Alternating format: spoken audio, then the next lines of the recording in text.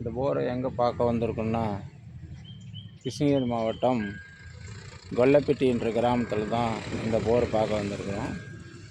சுமார் ஒரு 600 அடி, 700, 860, 960, 1060 அடி, 1150 அடிக்கு இந்த பாயிண்ட்டு சக்ஸஸ் பண்ணியிருக்கோம். இந்த போர் வந்து ஏற்கனவே 4 போர் போட்டிருக்காங்க. 4 போர்லேயும் நியாயமாக தண்ணி கிடைக்கல. இந்த பாயிண்ட்டை ஓட்டுறதுக்காக ஃபிக்ஸ் பண்ணியிருக்கோம். விரைவில் ஓட்டுவோம். ஓட்டிட்டு மீண்டும் வீடியோவை நாங்கள் ஷேர் பண்ணுறோம்.